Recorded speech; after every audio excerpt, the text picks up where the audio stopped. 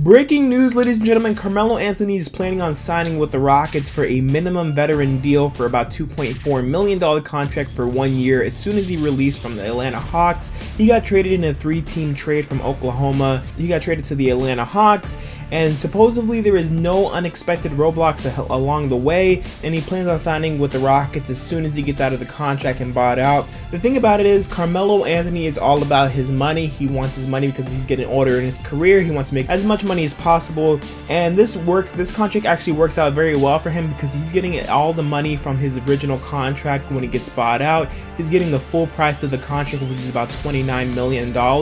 He's getting the whole thing. Usually when players get bought out, they get like a less in the contract just to get bought out, maybe like take like an $8 million cut just to get bought out. He's getting the full contract, so he's making on top of the $29 million another $2.4, which is the veteran minimum to join the Houston Rockets. The thing about it is, if he joins the Rockets, it will obviously make him better, but it still gives him only a fighter's chance to beat the Golden State Warriors to get into the finals.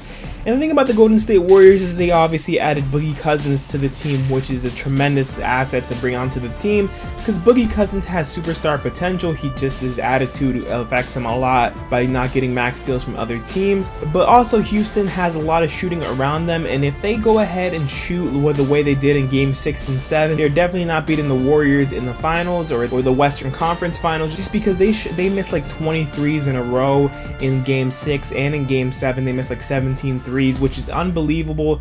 They obviously set a record for most threes missed in a playoffs game, and that obviously affected them winning the game. They did have really good defense, but yet again, Trevor Ariza was a two-way player, and they let him go. He's on the Phoenix Suns right now, and basically Carmelo Anthony will be replacing him on the team. Now, another question to be asked is, will Carmelo Anthony be coming off the bench? Because if he's not coming off the bench, then there's really no need for him on the Houston Rockets.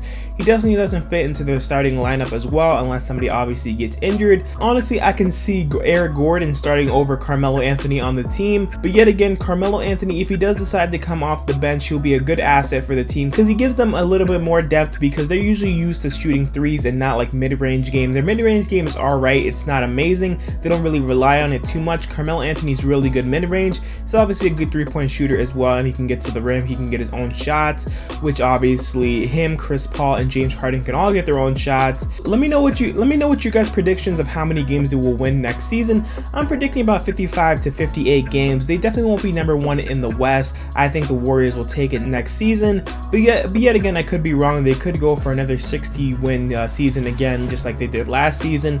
Let me know what your guys' thoughts are, and also, will Carmelo Anthony be a good fit if he comes off the bench? Let me know what your thoughts are in the comments below. But with that being said, make sure you follow me on Instagram, Twitter, and Facebook. Those all be in the description below. And also make sure you guys check out my recent post. It's DeMar DeRozan. He said goodbye to the Raptors. It was really heartfelt goodbye. He is the only post on Instagram, and he said goodbye to the team. He's obviously still mad with the Raptors for trading him, but yet again, he did say goodbye. And also in the video, I talk about LeBron's mural getting vandalized, which they did fix.